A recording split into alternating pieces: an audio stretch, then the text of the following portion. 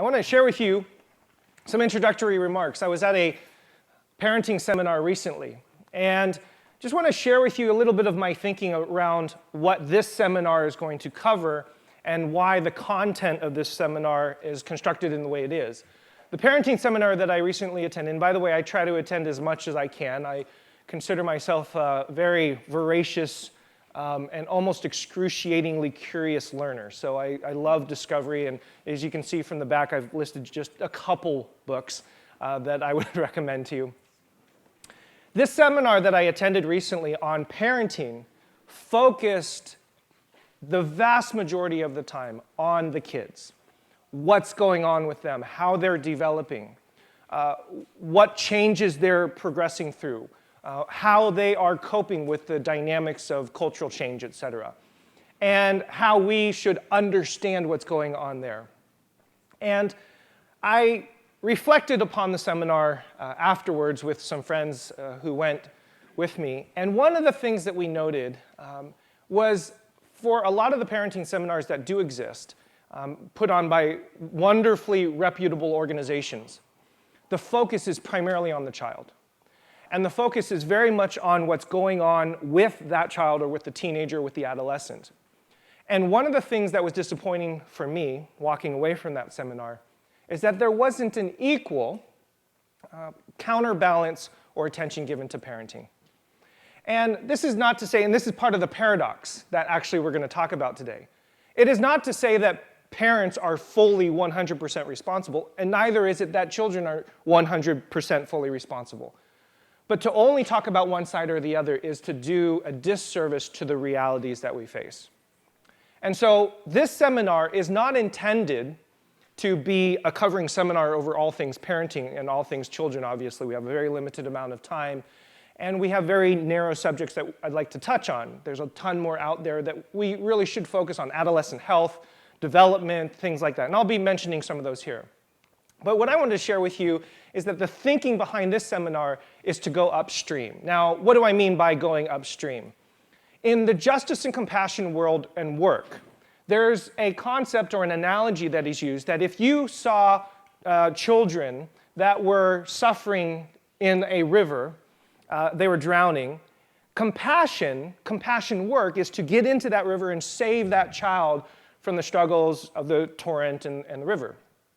But justice is to ask the question, why are the children falling into the river in the first place? And so the concept and the idea of justice versus compassion is the idea that, yes, you are truly making a difference by talking about saving children from the river, but we also have to ask another question. Why don't we go upstream and ask the question, why are they falling in there in the first place? What's going on that's causing that to happen? And both are very important, very necessary. This seminar, what I've prepared for us, is an attempt to go upstream a little bit. Now, I want to share a couple things about that. Number one, I was always taught that in polite company, there are two subjects that you never talk about: politics and religion. You never talk about those things in polite company because they're so contentious. I married a poli-sci major and I became a pastor, so I've completely ignored those rules.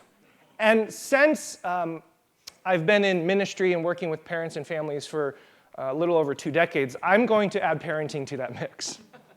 Things that you should not talk about in polite company because there are so many different diverse opinions and ideas. So as we go upstream and talk about parenting, the things we should or should not do, or the paradoxes that exist and how we should handle those and deal with those, I just want to share with you that I recognize that not everything I'm going to say you're going to agree with, and that's kind of the point. A paradox is two opposite things that hold together in tension, and something I might say tonight, you're going, wait a second, I'm really not on board with that, and I just want to let you know that that's okay. These are thoughts, reflections that I've collected from my reading and my personal experience working with kids and families, and I offer them to you as a help. At the very least, I hope that they are helpful for reflection. Just the fact that we've come here to pause for an hour and 15 minutes or whatever, to consider what is it that we do as parents, as youth workers, as people that are trying to train the next generation and love them into this world and build them up to become wonderfully autonomous human beings and representatives of Christ in this world, as we are attempting to do that, there's a lot of paradoxes that exist, and there's a lot of opinions that exist, and if you disagree with everything that I've said, I love it, I welcome it, email me, and we'll have a wonderful conversation, and I'll buy you lunch, okay? Are you on board with that? So I'd like to offer you some paradoxes, and then get to some do's and don'ts. My goals. First thing is just to simply understand. A lot of parenting seminars provide do's and don'ts, which I'm going to do at the end. But the first segment of what we're doing is just simply to pause for a second and reflect and seek to understand the complicated world that we live in when it comes to parenting, when it comes to raising children. Second, I hope that as we understand these complications and these paradoxes that exist, I hope we're inspired. I hope you recognize that you're not alone. I hope you walk away going, I always thought that, and now I see why.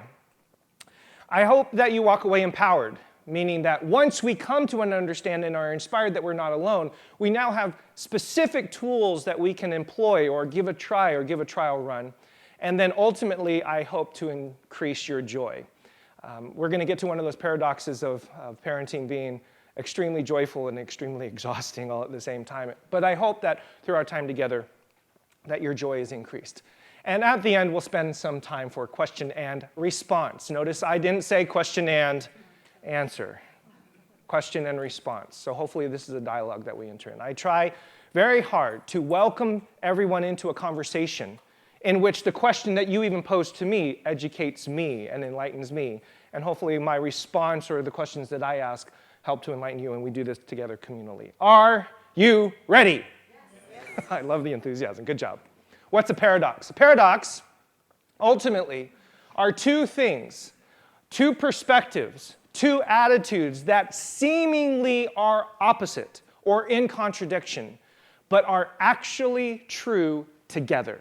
That's a paradox. And there's other philosophical definitions, but fundamentally, there are two different things, two different ways of seeing the world that are, if you put them down on paper and argue them, they are absolute contradictions.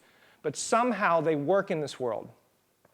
The reason why I'm talking about paradoxes, which is a little bit philosophical, I suppose, is that I have found in my ministry with students, in my ministry with families, and in talking with parents, that the absence of the acceptance of a paradox, two opposing things, causes us to naturally gravitate towards one side or the other. And as I mentioned before, with this seminar that I attended, if we simply gravitate to one side or polarize to one side of a paradox, then we may be missing the full context and the full complexity of this grand endeavor that we're involved in. So talking about a paradox allows us to say, yes, this is a really good parenting technique. This is a really good child rearing technique that I need to employ. And it may be causing some other things that I did not intend to happen, so let me also attend to those things. It enlightens us, it causes us to become more aware, hopefully allows us to understand a little bit more of what we're doing, and here's the key thing, the real life effects that it has in our children, in our families. We'll get to some of those. So, number one, we're going to talk about the paradoxes. I've split this seminar into two pieces. So first, we're going to talk about a few paradoxes. And then the second is we're going to talk about some training wheels. We're going to talk about things to do and not do. Here's one of the paradoxes that has come to my mind. How many of you in this room learned to ride a bike on training wheels? Okay, now, honest answer, what happened as soon as those training wheels came off? What happened to you? Yeah, you fell over. Here's one of those great paradoxes. For years and years and years, we have thought training wheels are helping us train to ride a bicycle. But fundamentally, what training wheels were teaching us is how to depend upon training wheels. Are you with me? The idea and the concept sounds right in the head, but the actual real life results, we're not getting what we really wanted to have happen. And that's one of those examples of a paradox, that if we think that we're accomplishing learning how to ride a bike and learning how to balance, then that's actually not accomplishing what we want by putting on training wheels. And there's this huge movement, for those of you who know and those of you who even have smaller children, called glide bicycles or striders. And these are bicycles that have no pedals on them, no training wheels whatsoever. And what it does is it causes the kids to actually learn balance, so that once they then add pedals to the bicycle, the balance is already there. And in this particular example, in this analogy, what I would like to suggest to you is that the removal of training wheels, the things that we think that we're depending upon that's going to cause us to learn how to ride a bike, the removal of those things is actually what we need to do in order to get the results that we want. And that happens in parenting, in my opinion, all the time. We employ a certain thing because we think it's going to get what we want, but it's actually the opposite. We need to remove some of those things and replace it with a different approach, a different way of thinking, a different way of seeing children, family, and even ourselves that will cause us to get the actual results that we want. Does that make sense? And I think most of you in this room have probably felt that. Almost every parent that I've talked to said, I keep trying this, I keep trying this, I keep trying this, and then I keep getting this and this and this. And of course, that's that famous Einstein definition quote that the definition of insanity is doing the same thing over and over and over again and expecting different results. So I hope to illuminate some of this. But first, let's have some fun. Here's a quiz. Have you ever, and I wanted to ask you to stand up, but don't stand up. Just raise your hand or laugh or roll your eyes. Have you ever said, look me in the eye when I talk to you? Yes. Have you ever said, I'm going to count to 3? Oh, okay. How many of you said, I'm going to count to 5? That's a much more generous approach, okay? How many of you have said, because I said so? Okay, yes. How many of you yelled at your kids to stop yelling? I actually saw a father, hit his sons. We do not hit. Okay, excellent. How many of you have seen someone's kids out of control and thought, what is wrong with those parents? And then you look at your kids and say, what is wrong with those kids? Have you ever replaced the dead fish with a new one and said, it's the same fish? Anybody done that? Sure. How many of you have called your child the name of another child or the family pet? Okay. A little bit more serious, how many of you have ever felt guilty for leaving your child with a babysitter? That sense of, oh my gosh, what am I doing? How many of you have felt personally criticized and even offended simply because another family made a different parenting choice than you? The mere existence of somebody else's choice causes you to be personally offended. So just some things that I think we all experience, we've all shared. There's many more of these, of course. We're in this together. We're all in this together. Nobody's singing along because you're all old. Okay. Anyway, we're all in this together. We've got a lot of work to do. Let's have some fun with it. Let's learn and grow together, and let's remove any condemnation and shame, and let's just try to be better at what we do. Paradox number 1. Here we go. Parenting is full of life, but also extremely empty of energy. How many of you have felt that? That this is one of the greatest journeys of your life, greatest joys, and you have never been so exhausted in your entire life as you are as a parent. I searched the word, the joys of parenting. This is the first image that comes up. This is the second image that comes up. The joys of parenthood are never fully experienced until the children are in bed. Paradox number 1. This is one of the greatest endeavors you will ever be on. One of the greatest things that you could ever do with your life is to raise the next generation, to pour your heart and your soul and your life into a little one, and to watch that little one grow to become an adult. And you are extremely exhausted. You feel like, I didn't know narcolepsy came with the child. And I've had multiple friends and parents, fall asleep in the weirdest places as a result. There's a website entitled The Exhausted Parent Network, and here are some of the ways in which you might find exhaustion. Number 1, one who can't sleep because of the constant worrying about the kids. Number 2, one who tries to balance home life, work life, family life, personal life with little or no success unless they have help from their network.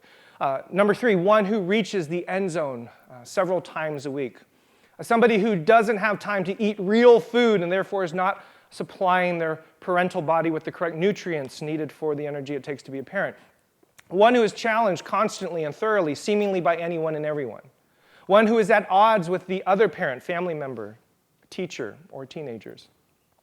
one who struggles constantly to pay the bills or to put food on the table, one who questions if whether or not they are being a good parent. How many of you ever questioned, am I even a good parent? That insecurity. A parent who does everything right and their kids still make stupid choices, even though they were brought up to know right from wrong. I'm sure we've all felt that. One who helps a child or another family member through a devastating illness or worse. A parent who tries to teach their child to look past all the bad in the world so that the child may grow up to be a compassionate, intelligent, and talented adult. And one who is afraid to ask for help. There's a whole list of things that causes us to be exhausted. In her book, All Joy and No Fun, Jennifer Senior has this wonderful quote: "Having children enlarges our lives in loads of unimaginable ways, but it also disrupts our autonomy, meaning our individualness, in ways we couldn't have imagined, whether it's in our work, our leisure, or the banal routines of our day-to-day lives." Paradox number one, what we're doing, what we've decided to take on, is both the greatest joy and your greatest exhaustion. Now, again, this may not seem terribly profound, but I think calling it out and just recognizing it's okay that you're tired, and recognizing that tiredness, for those of us who know this, takes its toll on our functioning, our reasoning, our ability to make cogent thoughts, words, sentences come out of your mouth. Things that you were brilliant at during your undergraduate and master's degrees, all of a sudden you regress back to the third grade once your child shows up. And I hope that just simply recognizing this paradox, calling it out, alleviate some of the pressure and the anxiety that you feel. It's okay. We all feel this way. And guess what? Your parents were exhausted and you turned out pretty okay. So, paradox number one. It is the most joyful, full of life thing, and it's the most exhausting. And I hope that you recognize that every single parent feels that, and I hope you feel somehow ministered by that truth and accept it, embrace it. And maybe once we understand this paradox, we can slowly take some steps to remedy some of the deleterious effects of that. Paradox number two, parenting is temporary and for the rest of your life. Temporary and for the rest of your life. One of the great analogies that I heard from Gary Gadini, who's a pastor up here from Peninsula Covenant Church in Redwood City, he laid out a tape measure on the floor with his daughters. And he started at inch 1, 2, 3, and then he went all the way at somewhere in the 90s, 98, 99, wherever it was. And he described to them, listen, I just want to let you know, from year 1 to year 18, this is where I have you, and this is where I'm responsible for you. But the work that I'm doing here is so short-term, and when I look at your life, I'm not just seeing the next dance or the next decision, I'm looking at what's going to happen over these next 90 years. I just thought that was a beautiful picture, analogy to describe exactly this point, that what you're doing is an extremely temporary thing. In our culture, at the age of 18, some of you are like 14, 16, let's get them out. They become essentially independent adults. And I would imagine most of us in this room would hope that one day, when we're old and decrepit, and we have our canes and our wheelchairs, that we still have this beautiful, nurturing, intimate relationship with our children. I find that this paradox is really important to voice out loud because when you're tired and exhausted, the last thing we often think about is, what is this decision? What is this phrasing that I'm going to give to my family right now? How is this going to shape what's going to happen over the next decades of my child's life? And to constantly be reminded that these moments that we put together with our children is shaping them for that long haul. And I think it's perfectly natural and understandable for all of us to completely forget about it. Why? Because I just want you to go to bed, for crying out loud. Can I just get 8 hours of sleep? And what I hope that we do by calling this paradox out, that yes, there's this temporal, very limited amount of time, but yet there's this very long-term view and vision that we have of our children. I hope that that begins to slowly inform how we do everyday decisions and everyday events, and begin to craft a long-term goal and a long-term plan, and how we think about what we're doing in raising our children. Parenting, another way to think about it, is a stewardship. One of the things that I say to youth workers frequently is that when you're working with a 12-year-old, a 13, 14-year-old, you're actually working. You're actually ministering to a 50-year-old lawyer. You're actually ministering, working with a 60-year-old doctor. You're actually working, ministering to a 37-year-old cop one day. And to constantly be reminding yourself that the work that I'm doing now, the work that I'm doing here is a stewardship of what they will eventually become. When I ask adults, and I ask myself the question, what are some of the things that have affected my life, that affected my outcomes, that affected how I see the world, how I interact with the world, the kind of person that I am? I can trace a lot of that back to my junior high, high school, and even elementary school years. I imagine many of you in this room who have struggled with relationships or intimacy or work or all that stuff. For those of us, I'm a big fan of therapy and counseling. When I sit with my therapist and my counselor and talk through some of the issues that I'm going over, I have to frequently go back to, I remember that time when my mom said this to me. I remember that time when dad said this to me. And I have a very clear understanding that what my parents did back then is still having effects on me today. I bet you all of us in this room probably feel that. And what would be helpful, and again, please don't hear this condemnatorily, what would be helpful is for us to now learn from that and recognize that paradox and embrace it and think, let us begin to redeem some of those things in our lives, because our children, the next generation that we are responsible for, I want to see my influence upon their lives as a stewardship of what it is that they're ultimately going to be. I heard this Native American saying many, many years ago that we do not inherit our present from our parents, we borrow it from our children. The idea that we're constantly making those investments into who and what they are to become. So, paradox number 2, parenting is temporary, so we have to make those short-term decisions, and it is for the rest of your life. Those two together. Paradox number 3. This is a controversial one because there's all sorts of arguments about nature versus nurture, and what I'd like to suggest to you is that kids are a result of both nature and nurture. This is one of, I think, the most poignant paradoxes that it exists. This is also one of the paradoxes that I see immediately polarize people because of the argumentation and the discussion that goes on. Well, it's clearly the nature, and so the way in which you have to deal with the nature is usually punitive or corrective. Well, no, it's clearly nurture, which means sometimes that the responsibility of how your children act is all on you. You are the responsible party. And again, as I mentioned before, the polarization of those two I don't think is necessarily helpful. Both of these are true at the same time. And to alleviate ourselves of the pressure of trying to do one or the other, and recognize that in this moment we're going to lean more in this direction, in this moment we're going to lean more in this direction, and we'll try to do both of these together. We'll try to recognize both of them.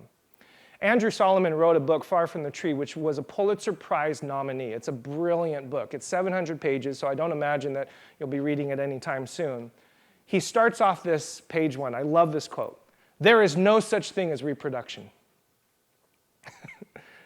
Parenthood abruptly catapults us into a permanent relationship with a stranger. Do you feel that? I mean, here's your progeny, right? Here are the people that have come from you, your genetics, and yet they are so odd and so different from who you are. And the idea that we use the word reproduction for this, I thought was a really nice play on words. Yes, there are some things they look like you, sometimes they talk like you. Yes, they have certain characteristics. Yes, there's genetic inheritances that happen.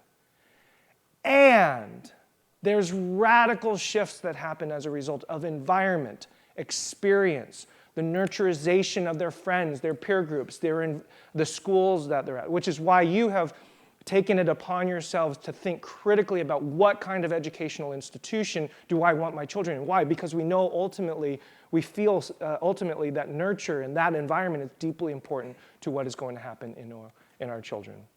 So, paradox number 3, yes, nurture. Yes, nature. Both of them are true at the same time.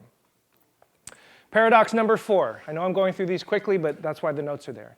The adolescent mind is both programmed and plastic. Programmed and plastic. How many of you have just been so upset that your kid is spending so much time on their electronics that you bought them? Right, because we're concerned that their brains are ultimately going to be fried. In fact, we've heard this at the dawning of television. We're hearing it at the dawning of cell phones, and personal digital devices and screens are everywhere. We're hearing that these things are actually making a difference. I gave a seminar at this school actually not too long ago on the technology and the effects that it's having on us, and the idea of multitasking, attention, what it's doing to our brain chemistry and the wirings and all that stuff. This is true. That your brain can be programmed and could have some very serious repercussions as a result of the decisions that we make and the decisions that you make. Programming is happening. But this very weird, paradoxical thing is also true when you talk to neuroscientists, because they're not quite ready to say, and that's the end of the story.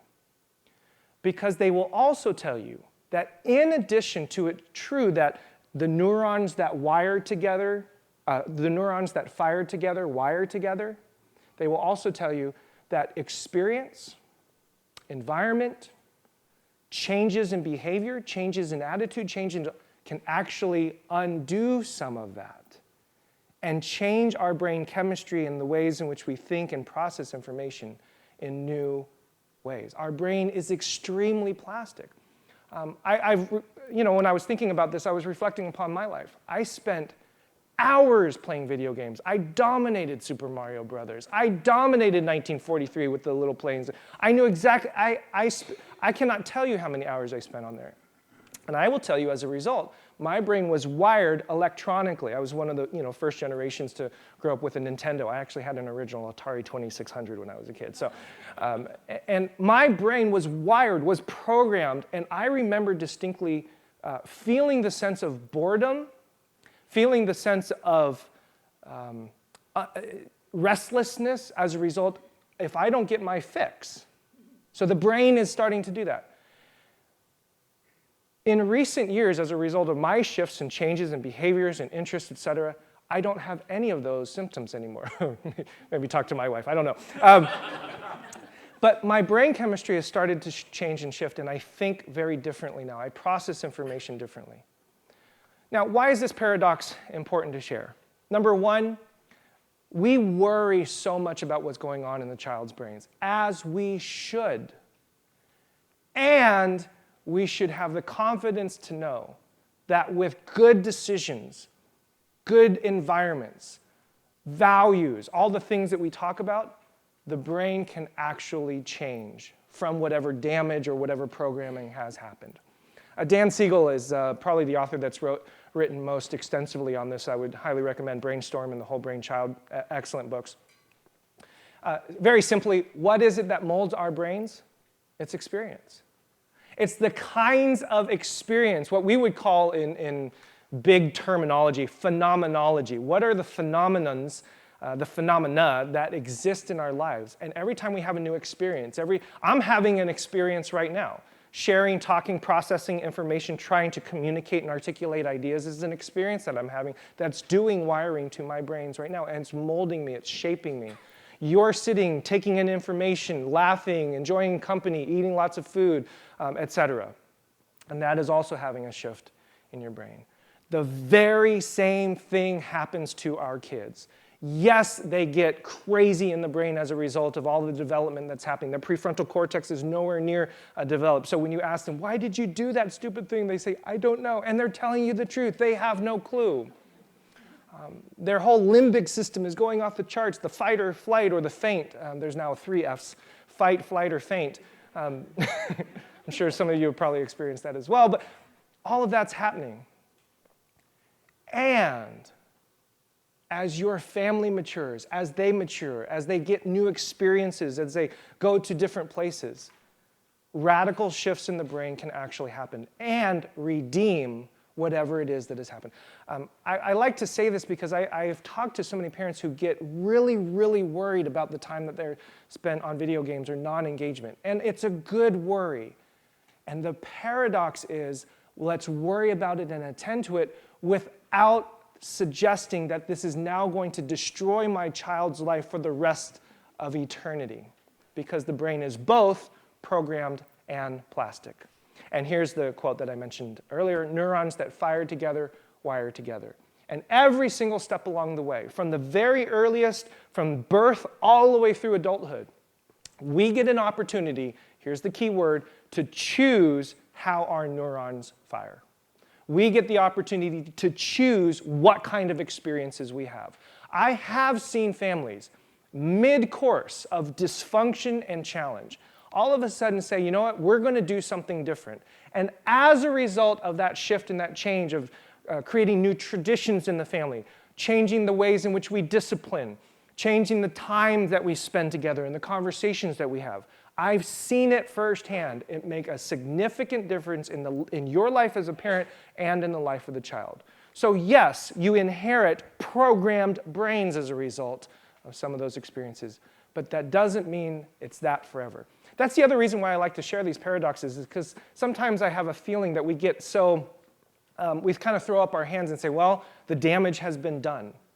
And what I want to say is, no, the programming has been done, and you can, through your choices, do reprogramming.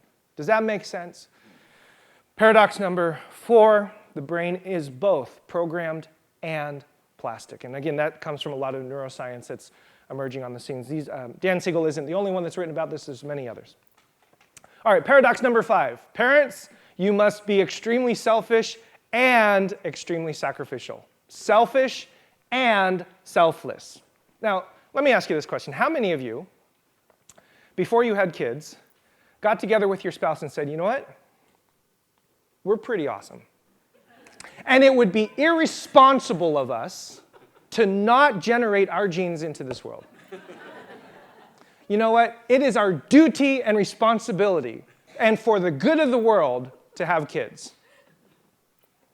And if you did, talk to me afterwards. All of us, every single one of us, got into this business for selfish reasons. All of us. We wanted the joys of holding a child. We wanted the joys of raising a child. We wanted the joys of that company.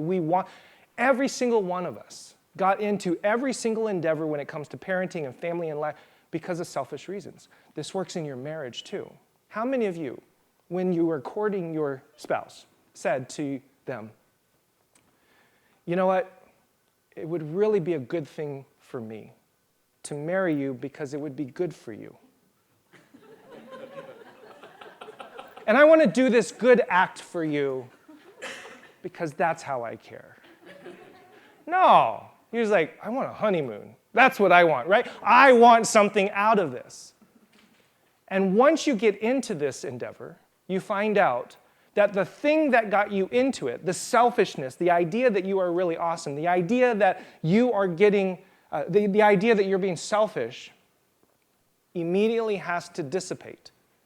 And you have to now move to a completely different mindset, which is selflessness, sacrifice, and no longer getting what it is that you want or what it is that you think you need, because now you've entered into an endeavor that requires something higher, which is sacrifice. Can we just call that out and recognize that every single one of us are caught in that paradox? That you started this endeavor selfishly, and that's okay. And you may even continue in this endeavor selfishly. You love going to your kids' games. You love experiencing. You call out and say, that's my boy, that's my girl. And you're proud of that, and you get something out of it. And at the same time, to do parenting right, if I can even put it in that kind of course of terms, we have to recognize that this is a very selfless and sacrificial endeavor. And we have to lay down the things that we think we need or think that we want in order to get the results that we want. If you continued in your marriage and in your parenting to work in those endeavors off of the same motivation that got you in there through selfishness, where would you end up? And where would they end up? We all know this intrinsically. I think it's helpful to call this out. Part of the challenge is the changing in culture. Now, I haven't spent a lot of time in this seminar. There's tons and tons written about it. This is just one quote that I think sums up a little bit of the challenge that we have. J.M. Roberts says, the 20th century has spread as never before the idea that human happiness is realizable on earth. The concept and the idea that every endeavor that we do, probably promulgated from some American ideas and idealisms, is that I can be happy. And this idea has spread in our day, in our age, more than it has ever spread before in history. And again, there's a lot of history behind that. But we get caught up in that as well. All of us, especially in the Christian culture and in the church, are fighting individualism all the time. We're having this fight. And it affects our parenting as well. And what I would suggest is to embrace the paradox of both selfishness and sacrifice is the way forward, to continually allow your parenting to feed your soul, to give to you the things that you need, and to continually lay down your life for your children and for your spouse. Both must happen at the same time. Paradox number 6, parents must provide safety and encourage exploration. And this is one of the great paradoxes too. I love this picture of the bubble wrap. You all know about helicopter parents and never wanting a child to ever get hurt. But the great paradox of parenting is that you want to keep your child so safe, so protected from all the evils in the world. And I have this conversation all the time, especially regarding public schools and culture, et cetera, et cetera. And the paradox is that we need that, and we need them to have immense exploration, to fall, to skin their knee, to experience hurt, to be exposed to the evils in this world. Because without that exposure, without that skinned knee, without those experiences, their resilience, their ability to deal with and manage with all those things is simply not going to develop. So this is a really difficult and painful paradox. The idea that I don't ever want anything to happen to my child, and yet I have to watch them fall. Wendy Mogul, actually, I think I referenced the book in your outline. Wendy Mogul wrote a book entitled The Blessing of a Skinned Knee. There's another book out there entitled Creating Resilience in Children, and the whole idea of allowing them, appropriately of course, we're not talking about exposure to all sorts of horrific things, but appropriate exposure to failure, hurts, pain, is what can help develop resilience. And again, this is a paradox that we should embrace, the idea that we need both. Of course, you protect them from ultimate harm and permanent damage and all those things that you want to protect them from. And at the same time, push them further towards experience, towards skinned knees, towards broken hearts, towards all of those things. And it's those experiences, as we have all experienced, that causes us to grow in our resilience and grow in our character.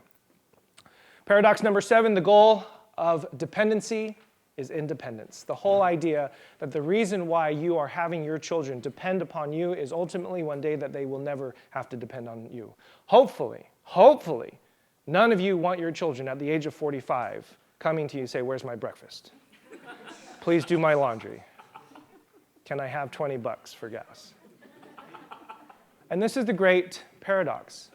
And I think parents have a very difficult time with this, honestly, because there's something, as we mentioned before, something very self-satisfying about having another human being call upon you and need you.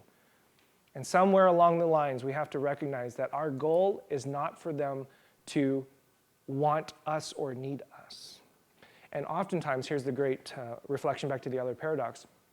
Sometimes when we depend upon that, we're actually no longer raising our children, we're feeding our own insecurities. And we are trying to tend to our own soul through our children. So we have to be careful about these things. If our goal is that 98-year long-term view. So the other paradox, dependency upon you, so that they learn independency, so that they can get out. And the last paradox I want to share with you is a theological one that I think is deeply important for those of us who are followers of Christ, who love God, who believe that we're all created in his image. And this is perhaps the paradox in my mind that sums up this entire thing. Paradox number 8, this is my child, and this is not my child. This child belongs to God. And just like your faith journey and your spiritual journey is yours, And you are created in the image of God, not in the image of your parents who's created in the image of God. You are created in the image of God. Embrace this reality that this child that you have ultimately, fundamentally, does not belong to you.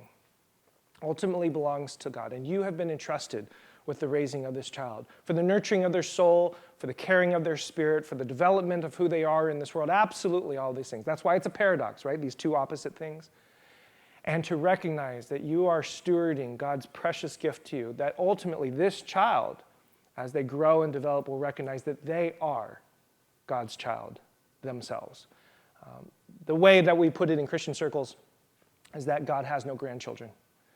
And recognizing this paradox, I think, is a really, really important one for those of us of faith and those of us who believe in Jesus, because ultimately what we're trying to do is allow them to grow in that journey in their experience. And I've heard wonderful testimonies and stories of parents who've done that extremely well, and they'll articulate this. Yes, this is my child, but ultimately I want him or her to recognize that they are first and foremost a child of God. And what a beautiful and precious gift that is. And if we get that paradox in our hearts and in our minds, that might actually have ripple effects for all these other paradoxes that I've talked about. Okay, how are you doing? I talk a lot. Really quickly, do's and don'ts. As I mentioned before, and then we'll do some question and answer at the end. Really simply. Question and response. Oh, question and response. Good job, well done. As I mentioned with the training wheels, here's some things that you should do. Here's some things that you should not do. First, don't hide your past from your kids. I have a lot of parents that have told me that they're very hesitant to share all the things that they've gone through, which is understandable. You don't want to air out your dirty laundry, and obviously you want to be age appropriate in the things that you've done, but every single one of us have done things in our past. And hiding it from our kids is actually not helping. Here's the great training wheels. We think that by allowing our kids to think of ourselves very highly, that's giving them a greater sense of security. It's actually doing the very opposite. Because what they don't understand is, therefore, how do I deal with the insecurities and the failures and the dysfunctions that I have if my parents never had them? And it causes insecurity in the sense that if my parents never had them, how dare I ever show them that I feel this way? It can actually cause a rift. So, don't hide.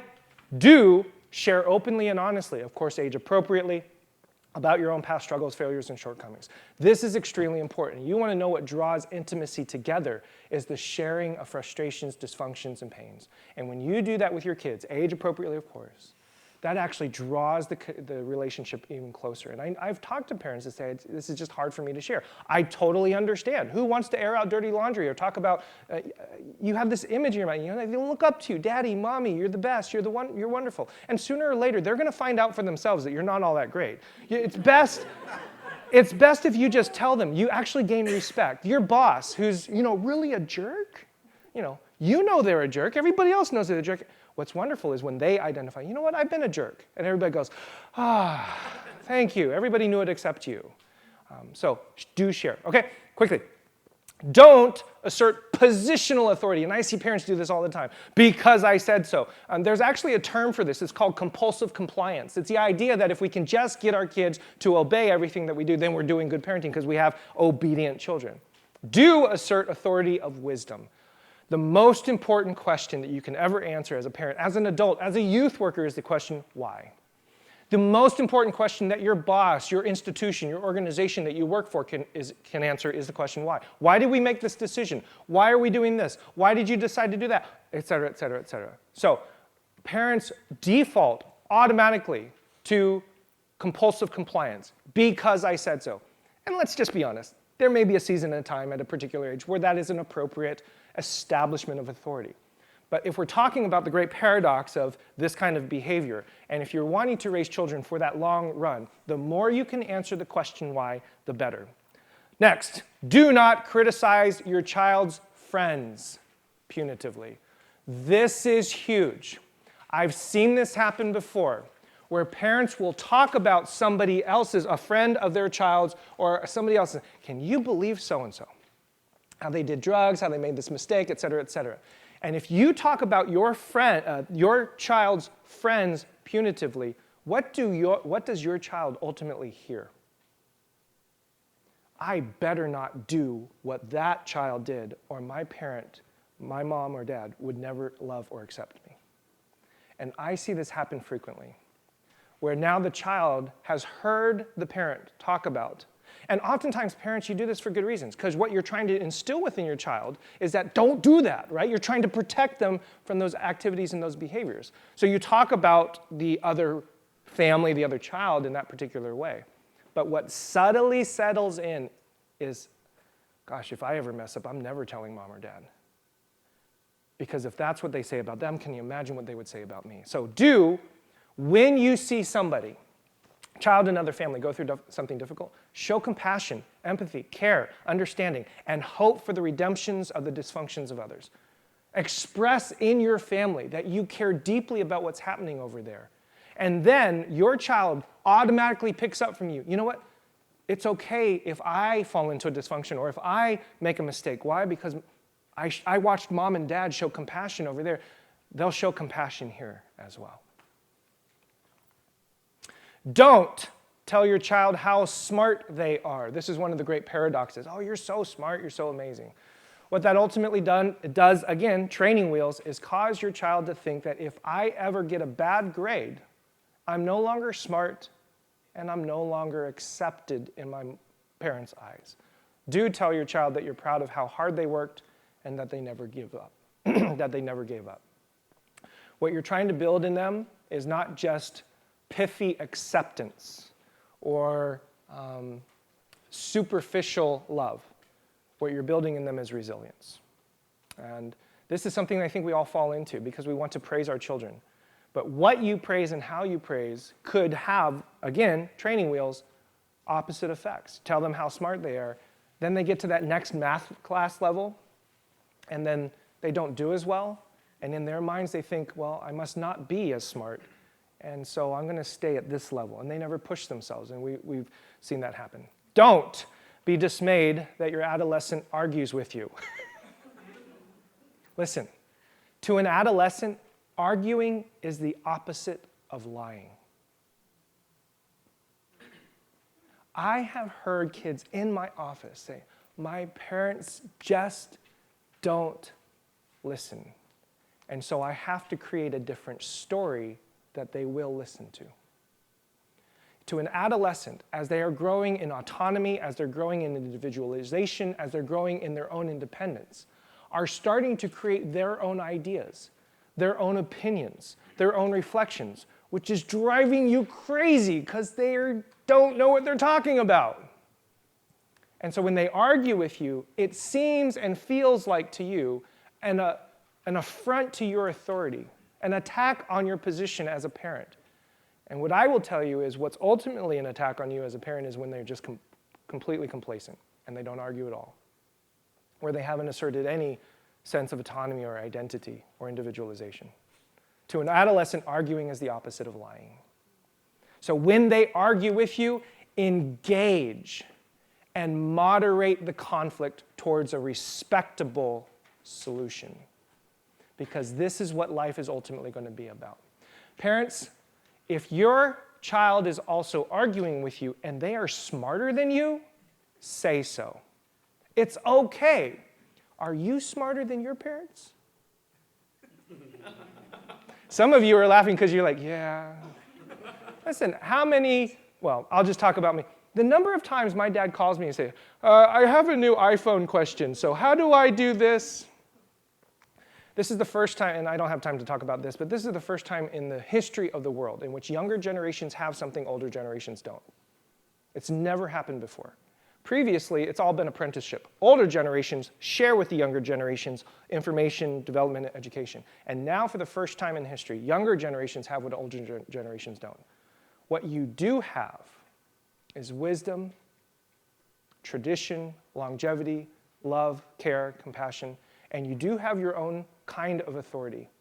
But to avoid an argumentation or to think that that's just an affront to you is actually going to do damage to the relationship that you have. So engage in that and accept if you don't know and learn from them, and you will actually grow in respect with your children.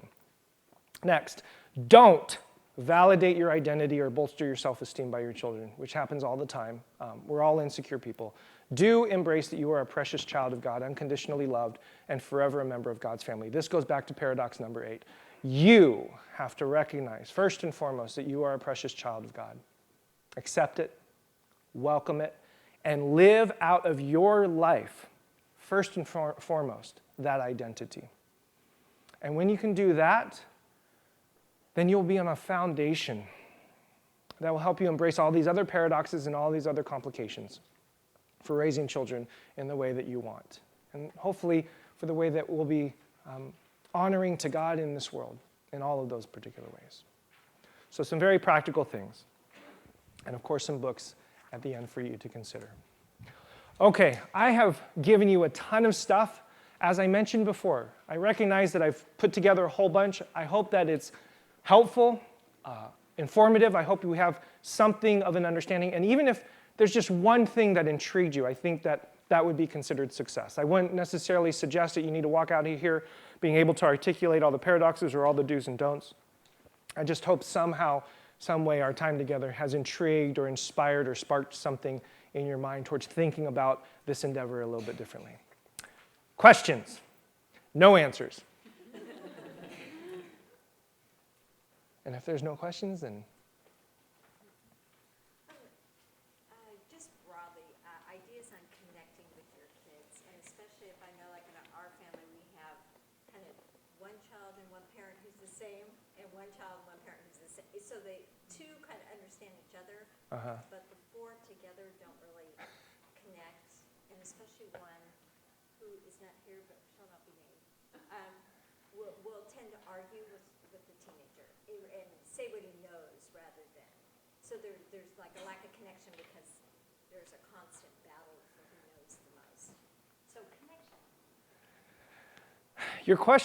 The question is, suggestions on connecting families together of whom individuals within that family don't necessarily have everything in common or don't necessarily have anything, well, I'm going to say my answer in the rephrasing of the question, almost may not have respect for what the other party has.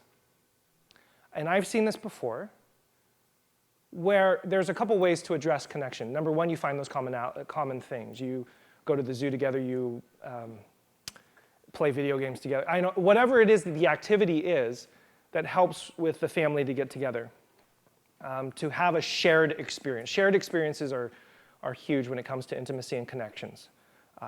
Love is not staring into each other's eyes, it's looking out together in the same direction. I don't want to read too much into your question, but I have seen circumstances in which the conflict that happens in the family is not as a result of lack of things that they have in common, but lack of respect for what each person brings to the family. A complete lack of interest, which may be an indicator that they don't value that other person's participation in the family. And that may be a symptom of connection, not the cause of a lack of connection. Maybe. Again, I don't want to read too much into that. The standard answer is to find those common things, do them together, and you as the parent go first. I just actually talked to a parent recently about she doesn't understand video games. And I said, learn, pick up the manual. Pick up the manual. Learn the video game, walk into the room with your son, sit down and say, okay, so how does this thing go? And your son will go, what is wrong with you, Mom? Oh my gosh. No, do it no, that's so wrong. Do it this way. And as soon as that happens, there's a connection there. So the commonalities. But I would also, kind of as a pastor and thinking psychologically, I would also want to address why is there animosity within the family? Because oftentimes the intimacy within the family is what allows, or the respect and joy in the family is what can cause somebody to enter into somebody else's world. So it may be that may be another inverse reflection. Other questions?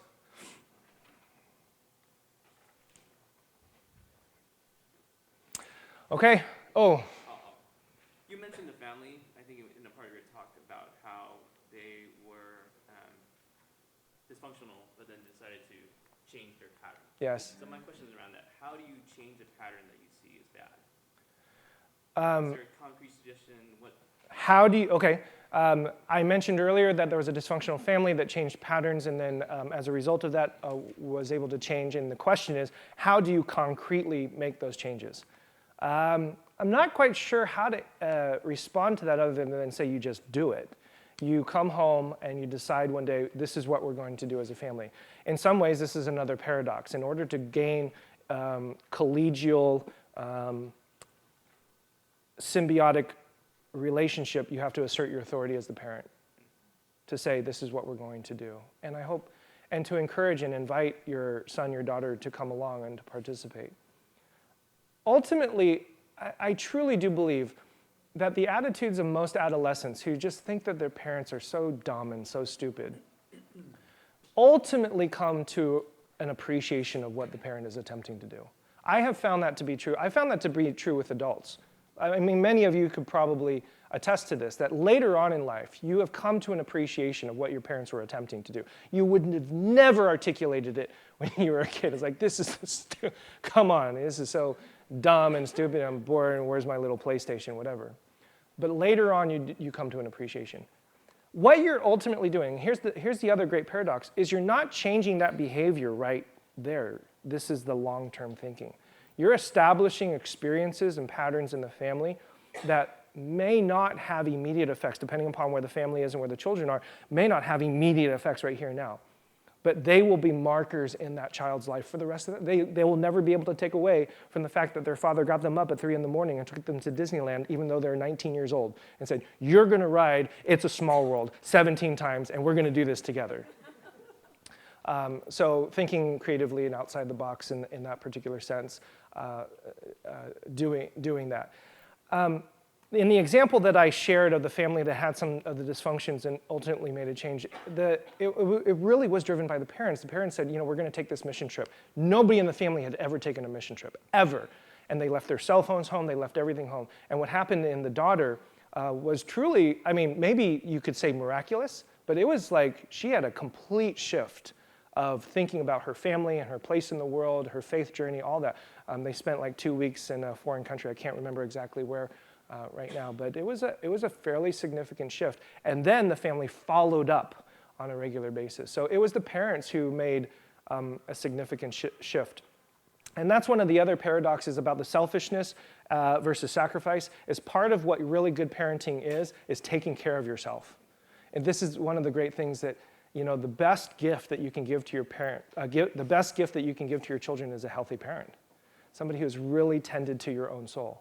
And that, again, is one of those paradoxes. So I hope that helps maybe some response. Yes? So another one of your paradoxes was the goal of dependency is independence. Right. And so if you have a 7th grade boy who doesn't always look at the portal and doesn't always follow through with his homework, Right. and you found that if you sit next to him and look at the portal together, that a lot of times there's an increased success in actually doing the homework. Yes. I don't want to get to the point where at 12th grade I'm sitting with him while he's doing his homework.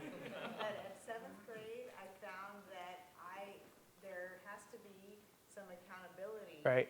And it's challenging for me because I also have a daughter who didn't have to have me sit Right. next to her. So I was wondering if you could speak to that a little bit. Yeah, the question is, idea of dependency is for independence, but I have the 7th grader who doesn't check the portal, which is the school system for grades and homework, et cetera. But I don't want to be here when he's in 12th grade. Yeah, I don't want you to be there either. That's unfortunate. You also mentioned that you have a daughter with whom you didn't have to do this. And here's the great response. Every kid is different, right? And there is no formula or technique for this. And you as a parent kind of have to decide on your own, at what particular point am I going to allow him to fail? At what particular point am I going to allow him to skin his knee? At what particular point am I going to allow him to feel the hurt and the pain? My own personal thinking around it is the sooner the better. But not every... He has Has he been held back? And no, but I mean, he's made some pretty big errors. Right.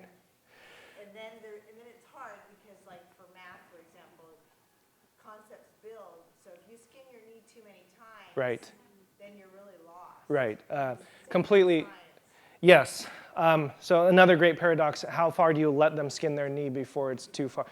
You have to make that decision on your own. That is one of those things that I am very loath to give you a formulaic answer because every parent is different.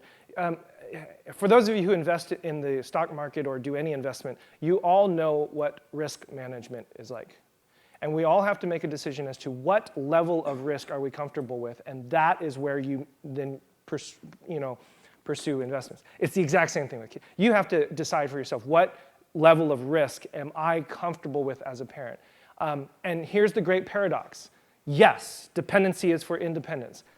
But I do know parents that will sit down with their child in college and say, you've got to get this done. Sure, because for that child and that family and that situation, it didn't click until they were, 40.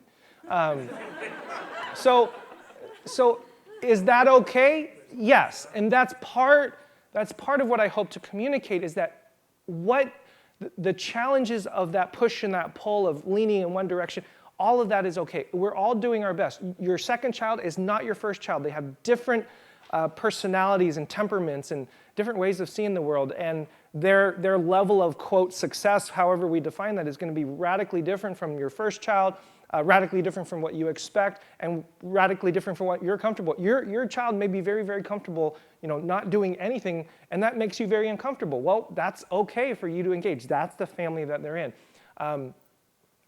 I feel as if some of what I'm trying to share is that's okay. And if you're with your child at grade 11 doing this and it's frustrating you, then you have to decide at what particular point you're going to allow, okay, well then you're just going to have to do 11th grade over.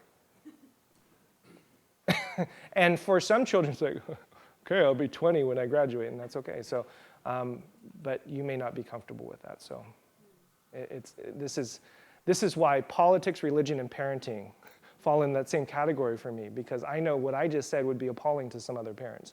So that's okay. I want us to be free to have those complications. Okay, let me let you go. I'll close in a word of prayer. If you're interested, there's 2 more episodes of the Convos with my 2-year-old, which I think are pretty funny that I'll show. Of course, enjoy the refreshments. Thanks to Gabrielle and Kara and Chris for helping us out with the refreshments and partnering with us. We always appreciate you guys doing that. So please take advantage of that and hang around, and I'll be here for as long as is needed. God, thank you for this amazing group of families that are represented here, and I do pray that anything that I've shared would have been of help.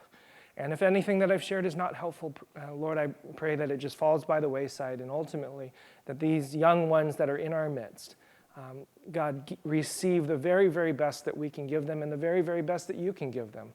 And I pray that the parents that are here and listening to this talk, Lord, I just pray that they have a renewed sense of fulfillment and joy and maybe even relief from the stresses and the anxieties of this venture, that we can embrace the next day and the next years to come with a sense of peace and a sense of hope and a sense of okayness. And I pray this ultimately to the glory of your name, and so thankful for your Son, Jesus, and how you parented him and how he parents us. And may we learn those lessons deeply every single day for the rest of our lives. And we pray in your name. Amen.